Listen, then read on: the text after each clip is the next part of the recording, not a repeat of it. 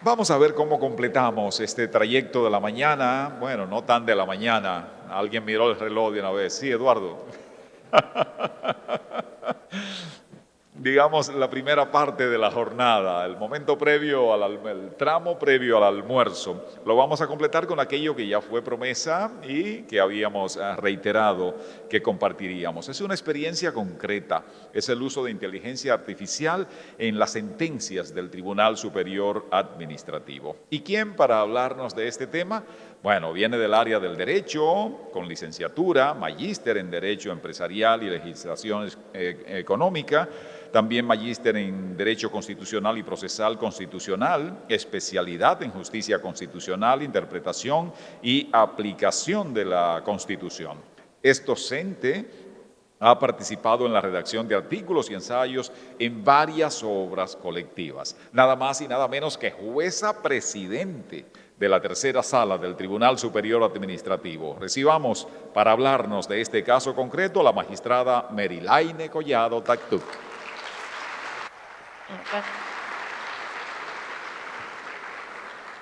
Gracias.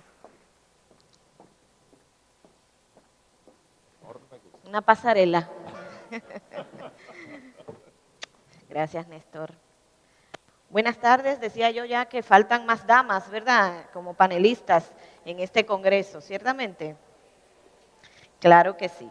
Yo vengo a hablarles un poquito de toda la experiencia que tenemos desde el Tribunal Superior Administrativo y desde el Poder Judicial con la inteligencia artificial. Y quiero comenzar mis palabras primero agradeciendo a Samuel Alexis por esta invitación a participar con ustedes de este Congreso Internacional que nos trae muchos retos y que hay muchas situaciones que es importante que podamos recalcar. Por eso voy a mencionar algunas informaciones que ya se han dicho, pero que es importante que la tengamos en cuenta. Fíjense que cuando hablamos de inteligencia artificial, y quiero centrar, perdón, que tengo aquí el pointer. Quiero centrar mi exposición en tres aspectos importantes. Primero, una visión general que ya tenemos de lo que es esa inteligencia artificial, que debemos conocer como tal, cuáles son esos usos, no solo para los abogados, para los consultores impositivos, sino particularmente en el Poder Judicial, en la Administración de Justicia, y también tomar en consideración que voy a compartir con ustedes básicamente lo que ven los usuarios del sistema de justicia, no obstante que en el Poder Judicial tenemos otras aplicaciones de uso interno, como por ejemplo todo lo que tiene que ver con la gestión humana, con todo lo que tiene que ver con temas, por ejemplo, del Power BI para fines de verificar nuestra productividad, el tiempo de respuesta cuando se nos asigna cualquier tarea. Entonces es importante que retomemos eso que se habló hace un momentito, de que los orígenes no son de hace 1 o 2 años, sino que ya Alan Turing, se recordarán de la máquina Enigma, se preguntaba si era posible que una máquina pudiera pensar. Y ya en el 1956, como ya se mencionó también más temprano, entonces se acuña ese término de inteligencia artificial, tomando esto como ese procesamiento lógico de información que llegaba a ciertas conclusiones. Pero ese término y esa funcionalidad de la inteligencia artificial no es estática, ha ido evolucionando y ya no solo procesa datos y llega a conclusiones lógicas, sino que va teniendo automatización y autonomía para la toma de decisiones y elegir qué es lo que realmente queremos como conclusión, como predicción, como una decisión. Es así como va evolucionando ese término y podemos ver cuáles son esos diversos usos que le vamos dando a la inteligencia artificial. Para los abogados, incluso ya se ha mencionado acá, la búsqueda de información, la revisión no solo documental de doctrina, de jurisprudencia, también tenemos, por ejemplo, todo lo que tiene que ver con el tema de las negociaciones de contratos. Es decir, para los abogados ya se ha mencionado aquí, los consultores, cuáles serían esos usos de la inteligencia artificial.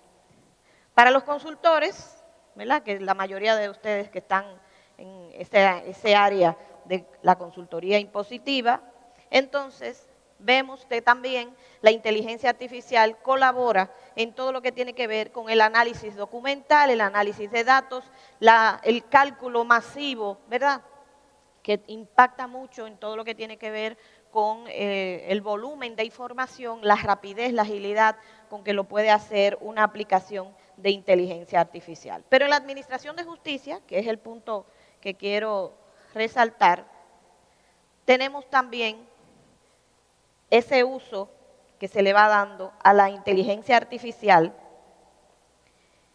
y precisamente tomando en consideración todo lo que tiene que ver con la automatización de tareas.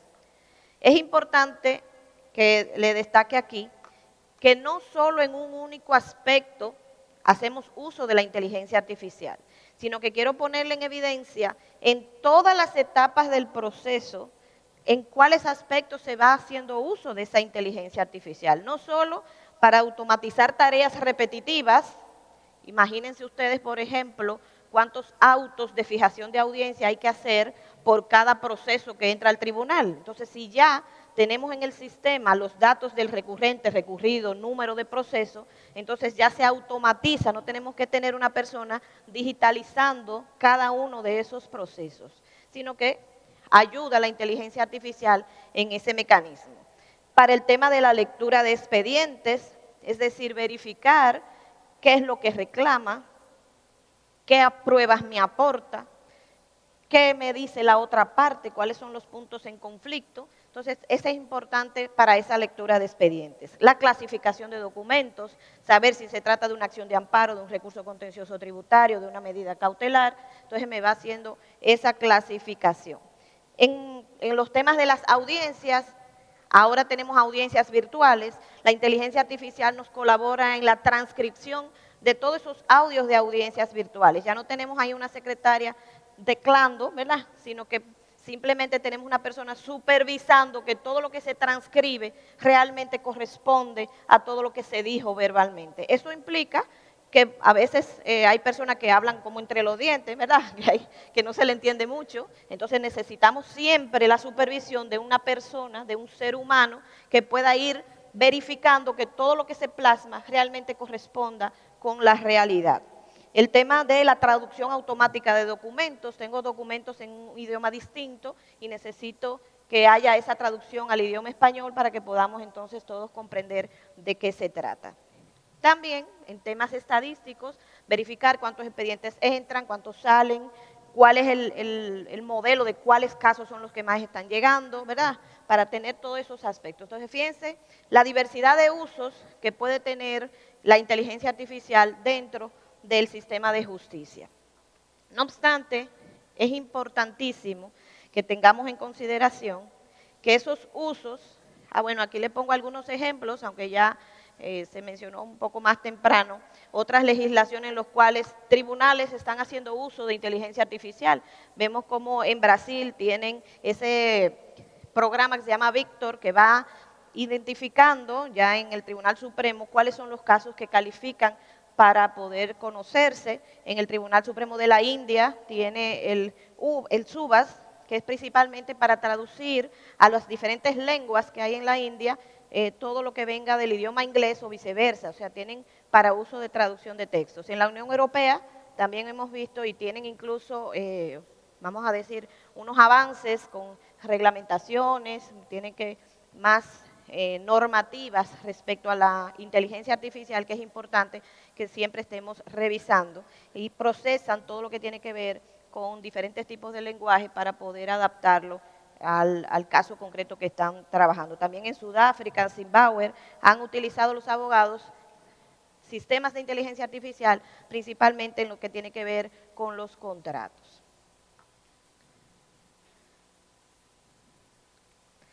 ¿Qué ocurre? Se ha mencionado aquí, pero quiero destacar. La inteligencia artificial tiene límites y ese límite implica la intervención del ser humano necesariamente. Lo primero es que debemos hacer un uso responsable y ético de esa herramienta, porque no podemos pensar que la inteligencia artificial lo va a hacer todo, sino que es una herramienta para colaborarnos, para ayudarnos, pero depende del que la usa, la forma como la usa, las consecuencias que puede tener. Y algo muy simple, por ejemplo, usted quiere, con una instancia, que le haga un resumen de un documento, es importante tomar en cuenta que cuando usted sube ese documento a una de esas aplicaciones gratuitas, usted lo está subiendo a la nube. Y siempre he oído a los técnicos, principalmente informáticos, que dicen que todo aquello que es gratuito es porque usted es el precio. El precio que usted paga por el uso son sus datos. Entonces, ¿qué ocurre? Que cuando subimos una instancia, un documento, para que nos haga un resumen, toda esa información queda en esa nube a disposición de todo el mundo. Y tenemos que tener cuidado, principalmente los consultores, con los datos de la intimidad de sus clientes, que entonces después van a estar por ahí y que van a servir para alimentar. Recordemos que inteligencia artificial se alimenta de información, de datos, y que muchas veces, y como se dijo hace un momentito, alucina la inteligencia artificial. Usted hace una pregunta y le va a contestar, siempre le va a contestar con la información que encuentra en esa nube general. Entonces, ese uso responsable, ese uso ético de que lo que yo digo que es mío es porque es mío, o lo que yo bajé de la nube, o de ChatGPT, Copilot, Gemini, o cualquiera de las aplicaciones que hay, yo pueda identificar que lo saqué de ahí, que esa es la base primigenia, pero que le di mi estilo, mi forma, ¿verdad? Ese uso responsable y ético es primordial y muy, muy sobre todo en materia del Poder Judicial. Y vamos a ver eso en un momentito. Entonces, otro tema es la valoración probatoria frente a la inteligencia artificial. Por un lado, ¿puede la inteligencia artificial darle un valor probatorio a esos medios de prueba que ustedes depositan en el tribunal? Es decir, usted me deposita una declaración, me deposita un comprobante. ¿Quién valora, quién le da la credibilidad de que eso tenga cierto valor? ¿Es la inteligencia artificial o será un juez, una persona humana? Pero también, ¿qué valor probatorio puede tener una prueba creada con inteligencia artificial? O sea que hay esos dos ámbitos en el sector justicia de cuando vamos a ponderar la prueba, quién la pondera, qué valor probatorio tiene, qué credibilidad le merece al juzgador respecto a si es una prueba producida por la IA o si es una prueba producida por un ser humano y no me dice que es producida por la IA, si hay un copy-paste por ahí, un copyright soterrado. El tema de la valoración probatoria es un aspecto muy importante y de los cuales nosotros los jueces, a través de la Escuela de la Judicatura, hemos estado haciendo muchos cursos para poder uno empaparse de todo lo que implica la inteligencia artificial aplicada al sector y a la administración de justicia. Otro aspecto importante es quién toma la decisión, la IA o el juzgador. Yo tengo una aplicación que, como hemos dicho, la inteligencia artificial, tomando en cuenta ese análisis de datos, llega a una conclusión lógica. Pero todos los casos, desde el punto de vista judicial, se resuelven de esa manera. Hay situaciones en las cuales las decisiones se toman tomando múltiples factores. No necesariamente que 2 más 2 son 4, como pasa en matemáticas. No es tan exacto. Tenemos múltiples, por ejemplo, casos en los cuales hay de vinculación de un funcionario, no necesariamente los dos son de carrera, no necesariamente tienen el mismo tiempo, no necesariamente tienen la misma edad. En materia de seguridad social no es lo mismo que se desvincule una persona que inicia su vida laboral a que se desvincule una persona que está terminando su vida laboral pero que no va a poder completar la cantidad de cotizaciones para recibir una pensión. O sea, hay temas muy subjetivos de los cuales la IA no necesariamente puede dar una respuesta, ¿verdad? Entonces es importantísimo que esa toma de decisión final siempre sea a cargo de una persona humana, de un juez o jueza. También con el tema de la publicidad y la integridad de la información hay muchos límites. Por tanto, hay plataformas que nosotros utilizamos que son del uso exclusivo del Poder Judicial para que la información no salga para que no se divulgue, para que no forme parte de ese gran bloque de datos que tiene la IA global, sino que sea exclusiva para el entorno digital del Poder Judicial. Y muy importante, el que crea el algoritmo muchas veces lo puede crear con sesgos, con discriminaciones. Bueno, todos los casos que lleguen de tal cosa, recházalo. Ya eso está prejuzgando una decisión en base a unos datos predeterminados. Entonces, eso también son aspectos a tomar en consideración cuando se va a utilizar la inteligencia artificial en la administración de justicia. Verificar si hay sesgos, si hay algún tipo de discriminación por cualquiera de las situaciones. Y fíjense que incluso la UNESCO ha dictado varias directrices y la que quiero destacar aquí con ustedes es la siguiente, y es la que establece que cuando se va a utilizar un documento que sea generado por inteligencia artificial, debe especificarse, debe establecerse que ese documento fue generado de esa forma. ¿Para qué? Para poder la otra parte que lo recibe o el público en sentido general saber que ahí hubo la intervención de un programa, de un sistema informático, no necesariamente que fue por un humano que se produjo. Y fíjense que a veces esta situación usted dice, bueno, pero es que es lógico, pero resulta que en Colombia surgió un caso donde un juez, quizás con muchísimos expedientes, una forma de ayudarse, decidió uno de los casos ayudándose de la ChatGPT. ¿Y qué resulta? Que ese caso llegó hasta el Tribunal Constitucional de Colombia, que mediante esa sentencia que yo les refiero ahí en pantalla, estuvo verificando la posibilidad de que eso pasara de esa forma, de que un juez utilizara esa herramienta para dictar sentencia. Entonces, ¿quién fue que dictó la sentencia? ¿El juez o la computadora o la herramienta? ¿Y qué resulta? Los seres humanos tenemos derechos fundamentales y algunos de esos derechos es el derecho a un juez natural. ¿Qué implica un juez natural? Es un juzgador que ha sido creado previo al juicio que se va a realizar. Entonces, ¿qué dice el Tribunal Constitucional de Colombia? Que ese derecho a un juez natural no se limita a que ese juzgador sea preexistente, sino que ese juez natural tiene que referirse a una persona humana, a un ser humano.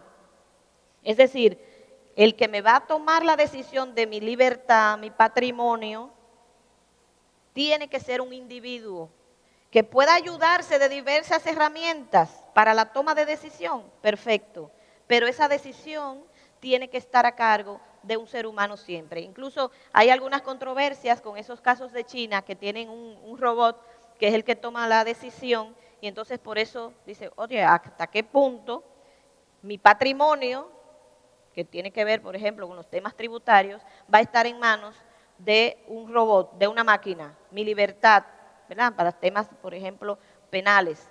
Entonces es importantísimo esa parte, que este es un precedente importante y que nosotros desde el Poder Judicial de República Dominicana estamos tomando esos referentes para poder tomar en consideración que aunque usted se auxilie, siempre la decisión final tiene que estar a cargo de un ser humano, de un juez o jueza.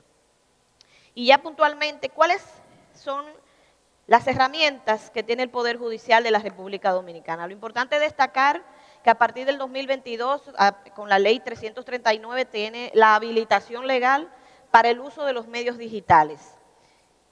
Inicialmente y luego de algunos conflictos, ¿verdad? Que ustedes recordarán que con la pandemia se cerraron los tribunales, precisamente la sala que yo presido le tocó decidir si se aperturaban o no los tribunales porque se estaba violentando ese derecho al acceso a la justicia. Entonces, se fueron encaminando acciones a los fines de que podamos utilizar los medios digitales en la administración de justicia, hasta que tenemos esta ley 339 que habilita y regula todo lo que tiene que ver con el uso de medios digitales. Y hay 3 hitos importantes desde el Poder Judicial. Alcanzar, tener la visión de poder llegar a 100% transparencia, 100% acceso, pero 0% mora. Y eso vamos a ver con las diferentes herramientas que estamos utilizando, que no necesariamente del agrado de muchos de los usuarios y principalmente de los usuarios tributarios, porque muchas veces se juega al tiempo, a ganar tiempo. Y ahora vamos a ver cómo esas herramientas nos van a tener que hacer cambiar de estrategia respecto a cómo vamos a ir asesorando a nuestros clientes.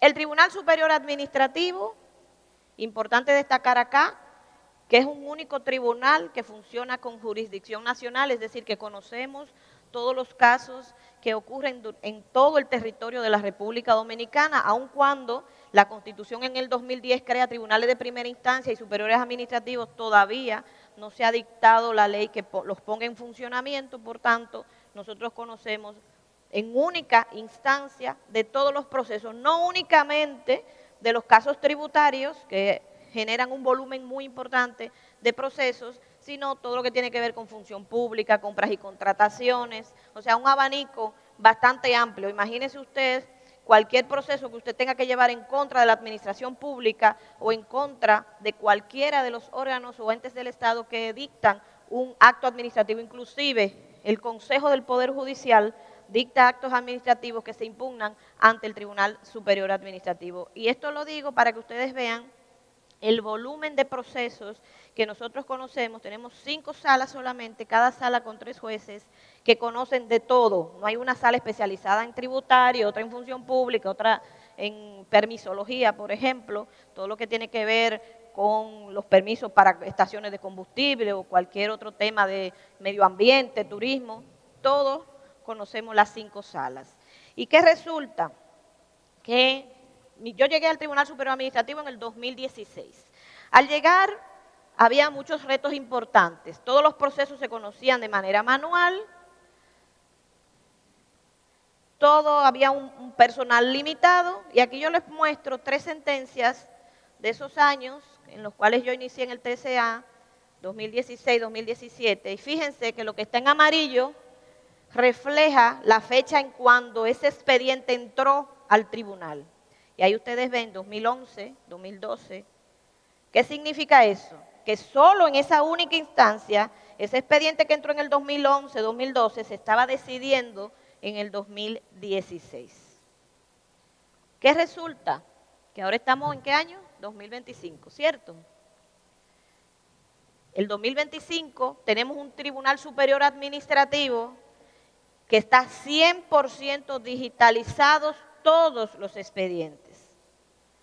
Es un Tribunal Superior Administrativo que conoce todas sus audiencias de manera virtual. Ojo, el público que quiera que su audiencia no sea virtual puede solicitar que sea presencial. Pero desde mayo a esta fecha hemos tenido un único caso de una persona que solicitó que fuera presencial y el día de la audiencia presencial dijo: magistrada, pero yo quería comunicarme, a ver si me la ponían virtual, porque ese tapón que me agarró. O sea, el único.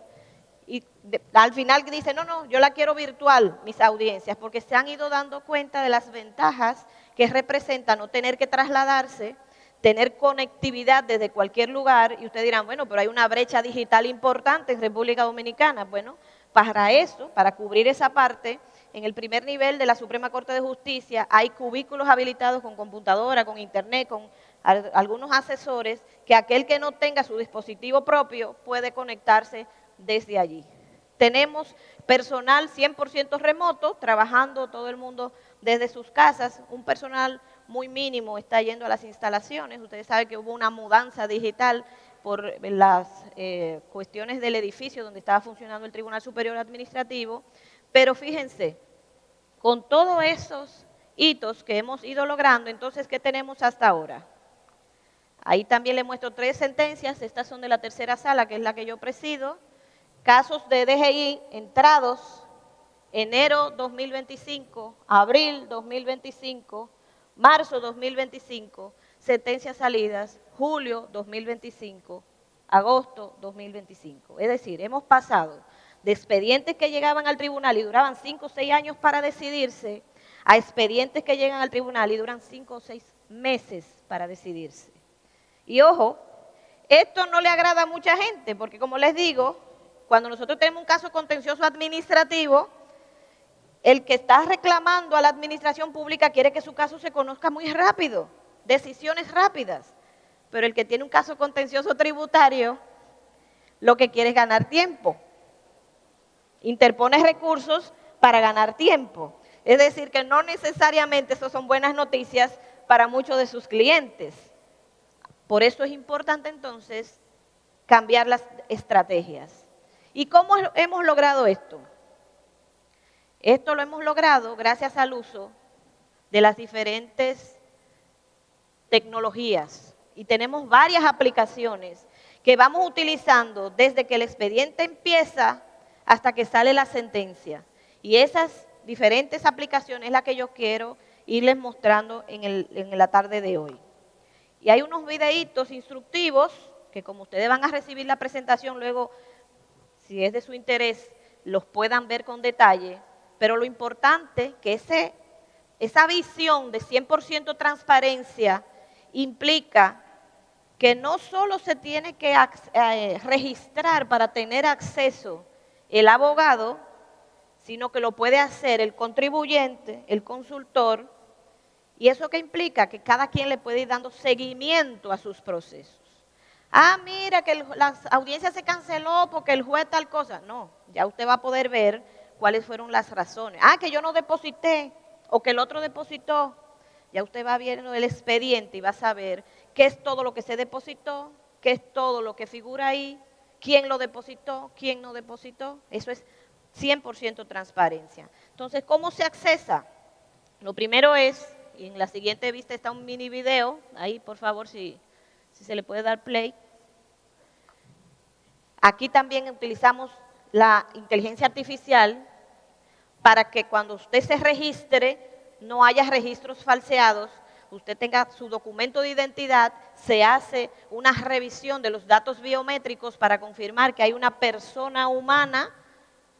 Recordemos que digo persona humana porque hay personas morales, ¿verdad? Para que hay un ser humano que es el que se está registrando y ya con su número de identidad, y reitero, abogados, dueños de empresas, o sea, contribuyentes en sentido general, consultores impositivos, usted pueda entrar, tener un registro, y de mayo a esta fecha les cuento que hay aproximadamente ya más de 30,000 registros en el acceso digital del Poder Judicial.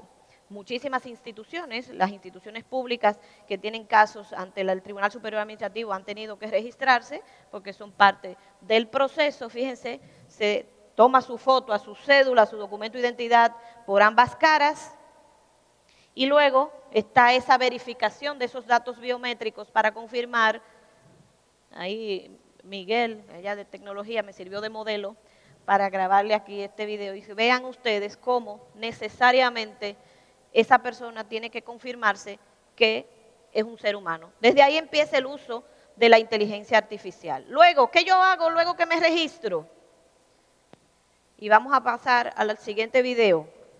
¿Qué yo hago registrado? Bueno, yo puedo crear un expediente, es decir, usted tiene un caso contra DGI, contra DGA, un caso tributario contra el Ayuntamiento del Distrito Nacional por el tema de los arbitrios, y usted puede, teniendo su documento digital, registrar y crear su expediente. La plataforma es bastante amigable, le va a ir poniendo en cada una de las pestañas qué usted debe ir haciendo, cómo usted va a adjuntar esos documentos. Y es importante siempre que cuando usted deposita, ¿verdad?, que ahora usted en vez de ir a donde la secretaria para que le ponga un sello y un acuse, usted verifica en el sistema que se cargó el documento. La plataforma tiene posibilidad de 300 megas por cada documento que usted carga. Es decir, que si es un documento más grande de ahí, lo tendría que dividir, pero según me informó Tecnología, es un volumen importante que puede cargar muchas cosas. Usted va cargando cada una de las piezas que a usted le interesa porque usted va a crear su propio caso.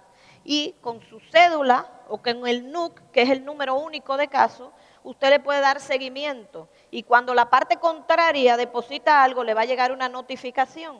Cuando el tribunal produce algo, por ejemplo, un auto para fijar una audiencia, un auto para designar qué sala va a conocer el caso, le va a llegar una notificación. Es decir, que usted va a estar enterado de todo lo que va a ir pasando con su expediente. Fíjense, ahí le va saliendo cada uno de los pasos donde usted puede ir verificando qué es lo que hay en ese expediente, que como les reitero, el Tribunal Superior Administrativo está 100% digital. Ya creo que ahí se está repitiendo, podemos pasar a la siguiente vista. Y es verificar en este video el rol nacional de audiencia. Es decir, cuando se le fija una audiencia, ¿dónde encuentro ese link para yo conectarme? Pues usted va a rol nacional de audiencias y va a buscar o por el número único de caso o por el tribunal que le está conociendo, poniendo la fecha cuando será su audiencia. Y ahí para los abogados es importante porque fíjense que esos colores implican por qué número de audiencia van, cuáles son que se van conociendo, cuál está en receso, cuál es el expediente que ya se conoció. Fíjense, los diferentes colores me va haciendo un uso más eficiente del tiempo. Usted conectado desde su computadora puede ir redactando documentos hasta que usted ve que le llega su turno. Y cuando se quiere conectar, le da donde dice ir a audiencia y se conecta a través de la plataforma Teams a una videoconferencia. Es como si usted abriera la puerta de un salón de audiencia y va a encontrar ahí a todo aquel que tenga audiencias fijadas para ese día. En un único link, todo el mundo conectado, y van a ir llamando conforme al orden del rol. Incluso como pasa en audiencias presenciales, usted por el chat le dice al tribunal, mire que yo no cité a nadie, esta audiencia se va a prorrogar, llámeme la mía primero. Y el tribunal puede saltar el orden y llamar la suya primero, porque como usted no va a conocer el proceso, no hay más nadie citado, le prorrogamos la audiencia y así usted agiliza su uso del tiempo. ¿Verdad? No tiene que quedarse, si son 25 no tiene que quedarse hasta la última, lo único es comunicarse, aprender a usar cámara, micrófono, y fíjense que también es importante que se tenga en cuenta que aun cuando las audiencias son virtuales, se mantiene la formalidad de usar toga y birrete para los abogados, de que tienen que esperar que se le dé el uso de la palabra para poder abrir su micrófono, de que deben ubicarse en un lugar donde nadie pase por detrás, porque ustedes no se imaginan la cantidad de anécdotas que tenemos, porque un tema, y aquí estaban las personas de Microsoft, es que no he podido entender por qué ninguna de las plataformas, Teams, Zoom,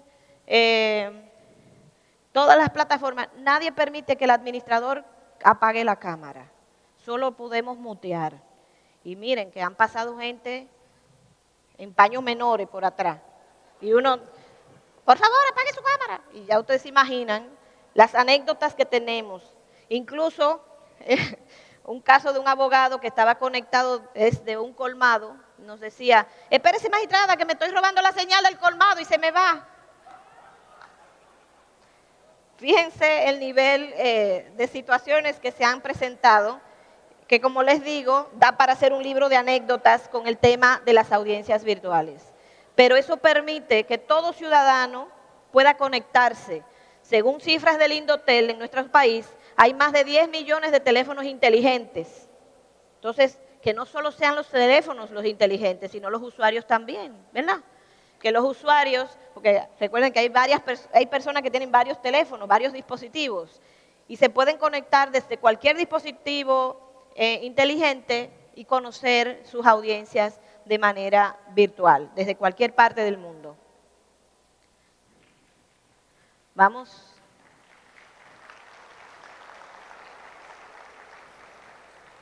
También tenemos la asistente virtual, fíjense, se llama Leia, no es por el tema de la Guerra de las Galaxias, ni mucho menos, se hizo un concurso para elegir el nombre y es un acrónimo, las dos últimas letras, ustedes sabrán que es inteligencia artificial. Este asistente virtual, lo que está disponible 24/7 y el usuario puede consultar cualquier duda que tenga respecto a algún caso, simplemente poniendo su número de expediente, dependiendo de la información que requiera de la plataforma. Ahí se despliega otro videíto, si es posible, de cómo se usa. Usted busca Poder Judicial y en la plataforma, en la primera portada de la página del Poder Judicial de una vez se despliega Leia. Tony la tienen en OMG, Leia tenemos aquí, luego lo vamos a presentar a ambos para que se conozcan, ¿verdad? Entonces, fíjense, ahí se le preguntó a Leia, ¿cómo yo voy a mi audiencia? Busca el tribunal, Tribunal Superior Administrativo, tercera sala, que es donde yo estoy. Luego se va a la fecha de su audiencia. En ese caso eran audiencias ya celebradas. ¿Qué significa eso? Que al hacer las audiencias virtuales, al hacer transcripciones por vía automática, ya usted no tiene que esperar un mes para la transcripción del acta para sustentar sus escritos. La tiene colgada de una vez, vamos a decir, no el mismo día quizás, pero quizás al día siguiente, porque a veces el secretario de audiencia, cuando bajamos muy tarde, revisa, el juez firma y luego se sube al sistema. Entonces, ¿qué resulta? Que también hay otra aplicación. Vamos a la siguiente vista. Juriteca. Usted quiere sustentar sus recursos, sus instancias. Desde la Escuela Nacional de la Judicatura tenemos estos motores de búsqueda donde se está actualizando para tener sentencias desde los juzgados de paz de todo el país, tribunales de primera instancia de todo el país, cortes de todo el país, la Suprema Corte y también el Tribunal Constitucional. Como yo hablaba ahorita de que la inteligencia artificial a veces alucina, ya usted no tendría el riesgo de que esas son sentencias inventadas, sino que usted va a la fuente de donde se producen las sentencias a buscar la sentencia que usted quiere. Y también tiene doctrina, tiene motores de búsqueda de doctrina de diferentes temas y usted puede, creo que en ese siguiente slide que está el videíto, por favor ahí, usted puede con esos motores de búsqueda sustentar sus instancias con la doctrina, la jurisprudencia más reciente respecto al tema que usted quiera abordar. ¿Qué ha pasado con la prescripción tributaria? ¿Cuál ha sido la decisión más reciente de la tercera sala del Tribunal Superior, de la Suprema Corte de Justicia? ¿O cuál es la tendencia de esa sala? Yo tengo un caso en la tercera del TCA, déjame ver cuál es la tendencia respecto a X tema, y ya usted va a tener a Juriteca, que está desde de la Escuela de la Judicatura, para usted buscar lo que usted necesite. Fíjense, hemos estado viendo desde que creo el expediente, desde que se aporta la documentación al expediente, cualquier duda con Leia, cualquier fundamentación jurídica, todo eso tenemos asistencia de inteligencia artificial.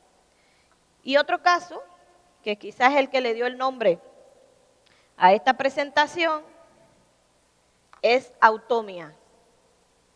Aquí vemos una aplicación creada exclusivamente para el Tribunal Superior Administrativo, exclusivamente para casos tributarios. Aclaro que estamos en fase de prueba de esta aplicación. Automia es una burbuja que nos permite subir la instancia sin que se vaya a la nube ni a ninguna otra parte, exclusiva para la sala que está conociendo ese caso. Y me permite cargar una instancia y preguntarle a Automia, ¿ese recurso cumple los requisitos de admisibilidad?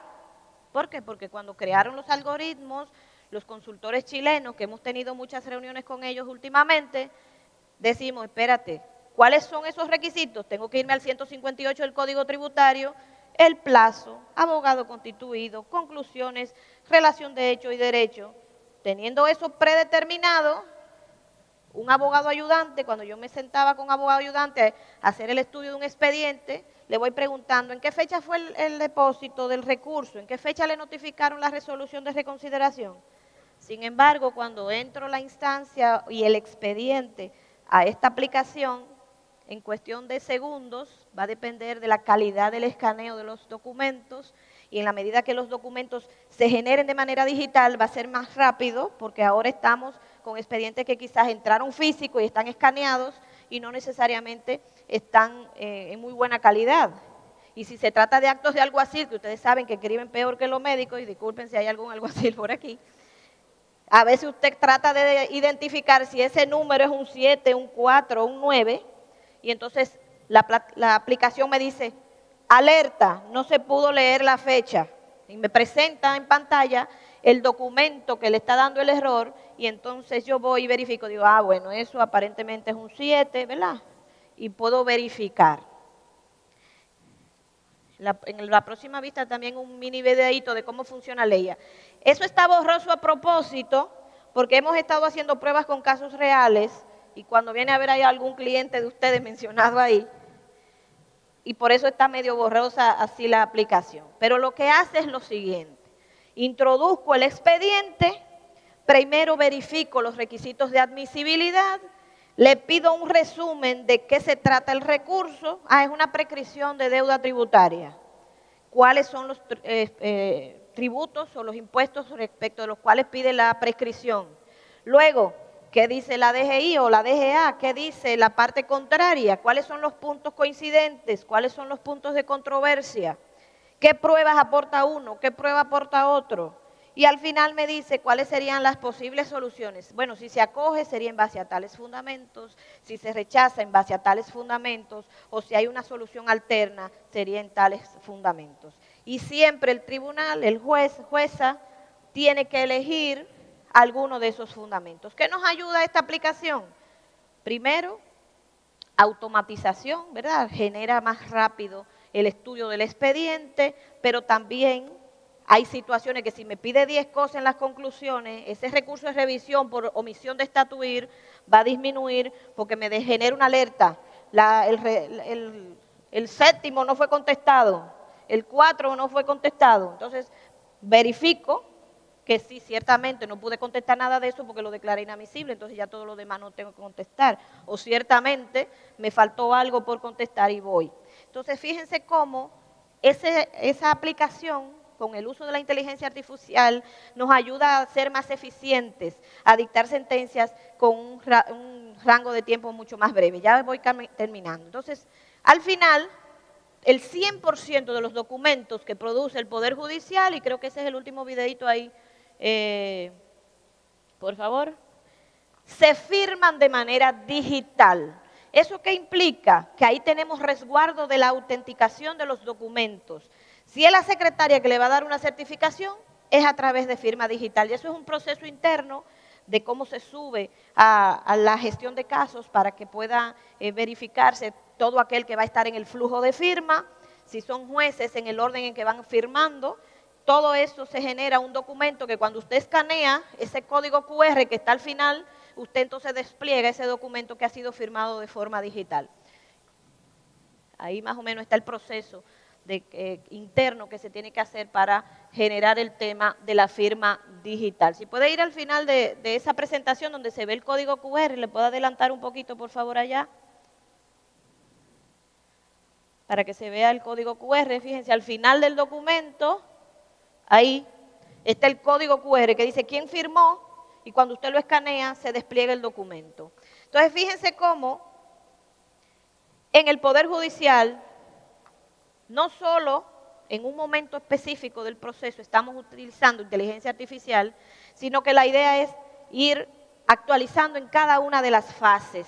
Y la idea es que, por ejemplo, en este año, de los casos entrados, 2.867, han salido 2.709, eso es a fecha de agosto, y tenemos un porcentaje de un 35-65, o sea, 35 de todo lo demás que es administrativo y un 65 de casos tributarios. Y eso es así ahora porque en el 2021 tuvimos una fase de liquidación de procesos que entre abril 2021, diciembre 2022, el tribunal dictó 10.800 sentencias y por eso han bajado drásticamente toda esa mora.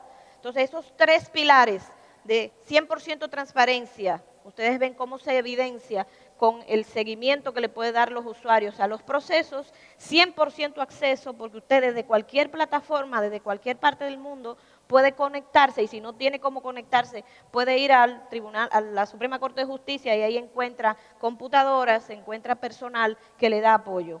0% mora porque en la medida de que vamos conociendo los casos de manera más eficiente, más ágil, entonces hay menos casos pendientes de decisión. Por tanto, concluyo, que ya estoy pasadita de tiempo, indicando de que la inteligencia artificial no sustituye al ser humano en la toma de decisiones. Muy por el contrario, el ser humano tiene que estar pendiente de la revisión de lo que genera la inteligencia artificial. Es una herramienta y como tal tenemos que utilizar esa herramienta tecnológica para que haya mayor acceso, más transparencia, más agilidad y disminución de la mora, como decía. Y entonces, ya finalmente, entiendo que el uso de la tecnología contribuye a una justicia al día, es decir, cero mora, para garantizar la dignidad de las personas. Muchas gracias.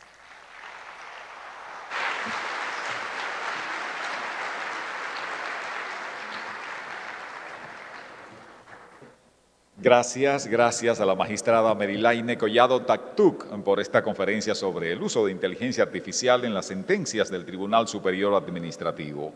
Invito a Biorix Popoter, tesorero de la Junta Directiva de CONACYT, para que entregue tanto el certificado de participación como conferencista y, por supuesto, los presentes a la magistrada Collado por su presentación sobre este tema de inteligencia artificial.